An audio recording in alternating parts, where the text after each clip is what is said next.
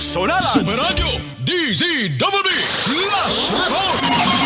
Alas 9:38, baka kontraktor ng mga Ghost Flood Project, Flood Control Project sa Bulacan, sinampanan ng reklamong tax evasion sa BIR. Ayun pala yung binabanggit ni Nimpa kanina.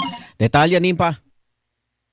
Yan, sinampahan ngayon ng Bureau of Internal Revenue ng reklamong tax evasion at iba pang paglabag sa National Internal Revenue Code ang dalawang kontratista ng Ghost na flood control project sa Bulacan. Ang sinampahan ng reklamo dito sa Department of Justice ay sina Sally Nicolas Santos, proprietor ng Sims Construction na Trading, at ang IM Construction Corporation at ang mga corporate officers nito. Ang mga tinukoy, Robert Texon Imperio, President ng Construction Corporation, at Marie Jane Manalo Imperio, Treasurer. Dito kay dito sa paunang information na ibinahagi sa atin, yung kay Sally Nicolas Santos ng Sims Construction Trading ay ang hinahabol sa kanya ay para sa taxable year 2025. Pinagawa siya, kinontrata siya ng Bulacan First Engineering District para mag-construct ng reinforced river wall sa Barangay PL, Baliwag, Bulacan.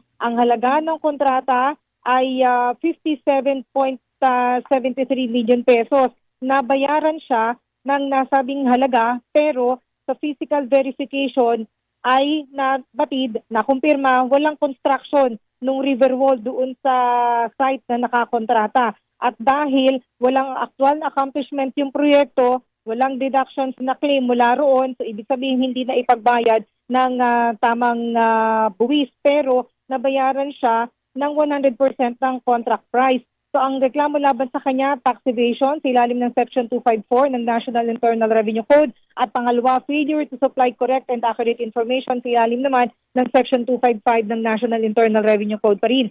Ang isa pang nakareklamo naman, itong IM Construction, para ito sa taxable year 2024. Ang ikinontrata dito ng Bulacan First Engineering District Office ay construction ng pumping station at floodgate sa Barangay Santo Rosario sa Hagonoy, Bulacan. Inaward yung kontrata October 14, 2024. Date collected dito para doon sa kontrata October 14 din.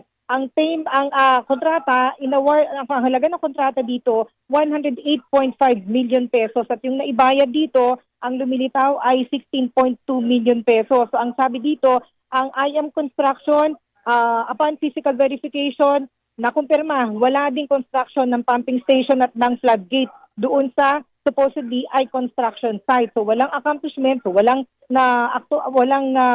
deduction ng buwis para doon sa kontrata na i-award dito. Kaya katulad ang reklamo laban dito, tax evasion at yung kabiguan na mag-supply ng correct at accurate information. Mga paglabag ito sa National Internal Revenue Code. Ang sabi ng BIR, ang parusa dito ay pagkakakulong na hindi bababa sa 1 hanggang 10 taon at kaukulang multa. Mula dito sa DOJ, ako si Nimpa Ravelino Jemmy, Superadio DZWB, dapat totoo. Superadio DZWB Flash Report. Thank you, Nimpa.